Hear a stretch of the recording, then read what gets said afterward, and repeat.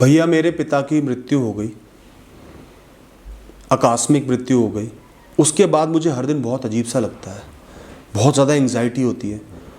उनके बारे में सोचते ही आंसू आ जाता है, मैं कुछ नहीं कर पाता, मन करता है मैं भी मर जाऊं, चले जाऊं, किसी तरह उनको वापस ले आऊं।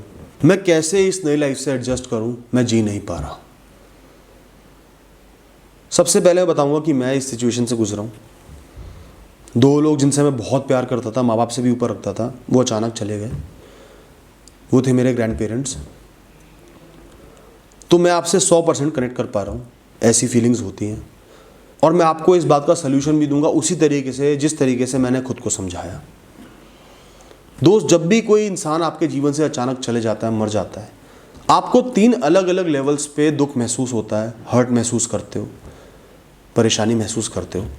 सबसे पहले एक इंसान जिसको आप बहुत प्यार करते थे, वो आपके जीवन का एक बहुत बड़ा हिस्सा था, आप उनको लुक अपॉन करते थे, छोटी से छोटी चीज़ के लिए उनकी तरफ देखते थे, वो इंसान चला गया। दूसरी बात, आपको एक इंसान को देखने की आदत थी, 24 घंटे एक इंसान आपकी नज़रों के सामने था। अब वो 4 दिन के लिए चले जाए तो कोई बात नहीं, आपको लगता कि वो वापस आ जाएंगे।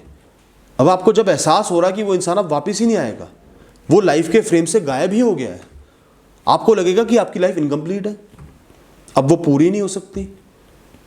ये एक शॉक के रूप में आपके सामने आएगा।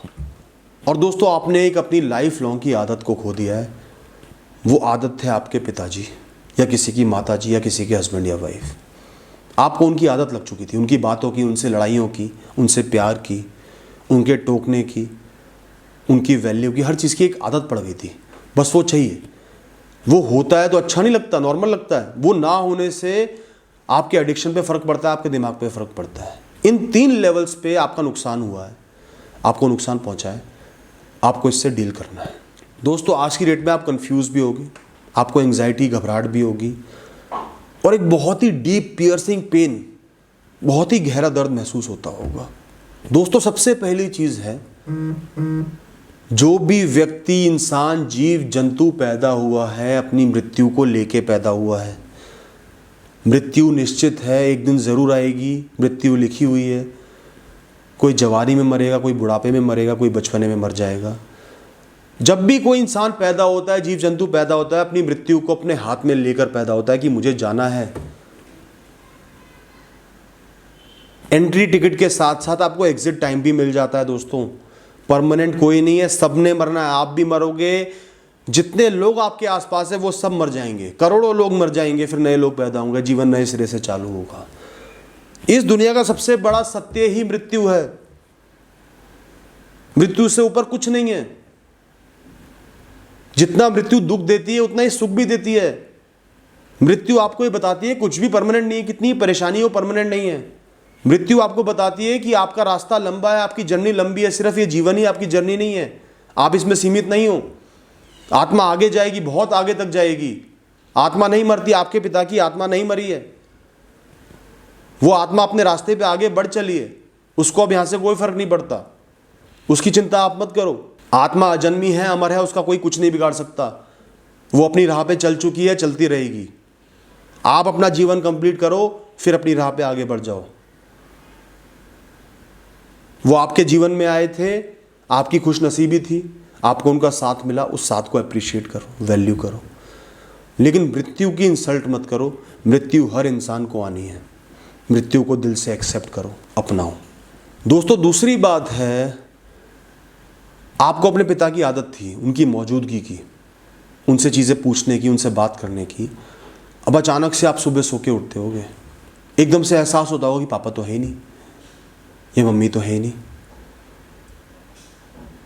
एक बहुत लंबी सुई चुभ जाती होगी अंदर आत्मा में कि मैं कैसे एडजस्ट करूं, उनके बिना कैसे जीऊं। इतना दुख होता होगा कि बेबर्दाश्त, आपकी आंखों से आंसू बह जाते होंगे, लगता होगा मेरा भी जीवन खत्म है, मैं कैसे उनको वापस लेके आऊं। दोस्तों, ये फीलिंग कुछ टाइम तक रहेगी। क्यों रहेगी? ये फीलिंग ही तो आपका प्यार है, उस इंसान का आपसे लगाव है, आपका उससे लगाव है, इतने सालों का संबंध है। अगर आप एक इंसान से प्यार ही नहीं करते तो आपको क्या फ़र्क पड़ता वो जिए या मरे। ये दुख उनका प्यार है, उनका डेडिकेशन है आपके प्रति। उन्होंने इसको कमाया है कि उनके मरने के बाद आप कुछ साल तक परेशान रहो। ये उनके प्यार के प्रति आपकी रिस्पेक्ट है इतना दुख तो आपको भोगना पड़ेगा, कुछ साल आपको ये दुख जरूर रहेगा। उसके बाद धीरे धीरे ये दुख डल जाएगा और उनकी अच्छी यादें, अच्छी मेमोरीज आपके साथ रहेंगी। वो आपके अंदर समा जाएंगे, वो आपके अंदर समा चुके हैं। अब उनका अस्तित्व आपके अंदर है, वो आपके सहारे से जी रहे हैं, आप उनके जरिए जी रहे हो। इस दर्द की रिस्पेक्ट करना सीखो, क्योंकि ये उनका प्यार है, ये उनका आपके प्रति लगाव है। दोस्तों, इस दर्द की इंसल्ट मत करो कि मैं भी अपनी जान दे देता हूँ, मैं सब काम धंधे छोड़ देता हूँ, पढ़ाई लिखाई छोड़ देता हूँ। ऐसा नहीं करना। इस दर्द को दिल से गले लगाओ, सहो, क्योंकि आप उनसे बहुत प्यार करते थे, वो आपको बहुत प्यार करते थे। लेकिन आगे ज़रूर बढ़ो, उनकी इच्छाओं को, आपके प्रति प्यार को कम मत करो, नुकसान मत पहुंचाओ इस दुख की वजह से। दोस्तों, सबसे बड़ा सल्यूशन आपकी प्रॉब्लम का है, आपको बिजी रहना पड़ेगा। एक एक सेकंड बिजी हो जाओ। दोस्तों, जिस दिन मेरे ग्रैंडफादर की डेथ हुई थी, और बहुत पेनफुल डेथ हुई थी कोविड की वजह से, आखिरी पलों में मैं उनके साथ था। दोस्तों, जिस दिन उनकी बॉडी को हमने जलाया था ना LPG शवगृह में, उस दिन घर वापस आके नहा धो के मैंने अपना काम किया था, क्योंकि मैंने अपने दिमाग को इतना स्पेस ही नहीं दिया कि मैं उस दुख को एक्सेप्ट कर लूं, उसको सोचते रहूं। क्योंकि मुझे जीवन जीना है, मुझे आगे बढ़ना है। वापस आते ही नहा धो के मैं अपने काम पे लग गया था। कई घंटे तक काम करता रहा कि मैं उस बारे में ना सोचूं। उन्होंने अपना जीवन कंप्लीट कर लिया, वो अपनी यात्रा पे आगे निकल गए हैं। उनका साथ मेरे लिए हमेशा अनमोल था, अनमोल रहेगा, वो हमेशा मेरे दिल में रहेंगे। लेकिन इसका मतलब ये नहीं कि मैं अपनी लाइफ को बर्बाद कर लूं। मुझे लाइफ में आगे बढ़ना है, उस दुख से खुद को निकालना है। इसलिए मैंने हाथों हाथ कर्म करने शुरू कर दिया। हालांकि मेरी भी तबीयत सही नहीं थी, मैं बहुत सारी दवाइयां ले रहा था, मेरी तबीयत बहुत खराब थी, तो भी मैंने काम किया ताकि दिमाग में वो ख्याल ना आए। और उसके बाद मैं कॉन्स्टेंटली बहुत समय तक बिजी रहा और धीरे धीरे वो ख्याल आना कम हो गए। इसी तरह दोस्तों, आपने भी बहुत ज़्यादा बिजी रहना है। बहुत सारे काम जीवन में होते हैं, उनको करो, पढ़ाई करो, जॉब करो। मन नहीं लग रहा, मुंह धो के आओ तो पढ़ाई करो, बार बार करो, जितना हो सक रहा है उतना करो। बोर हो रहे हो ना, 10 बार पढ़ो। एक्शन करने से किसने रोका है आपको? सीख ही तो नहीं पाओगे, 10 बार पढ़ो।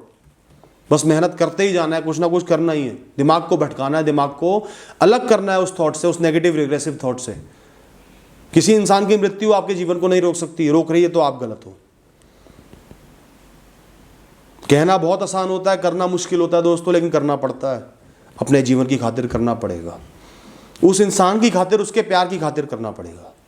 जब भी उस इंसान का आपको ख्याल आ रहा है, आपके माता पिता, हस्बैंड वाइफ जो भी हैं, वो नेगेटिव ख्याल आ रहा है उनकी मृत्यु का, आपने उसको पॉजिटिव ख्याल में बदल देना है। उनकी अच्छी मेमोरीज को याद करना है, जो पूरा जीवन, जो सालों साल आपने उनके साथ बिताया, उसको याद करना है। बहुत सारे अच्छे पल उन्होंने आपको दिए हैं, इस लाइफ में आपको उनके साथ दिया, उनको याद करना है। उन नेगेटिव ख्यालों को काउंटर करके पॉजिटिव ख्याल लेके आने, अच्छी अच्छी चीज़ें सोचनी है।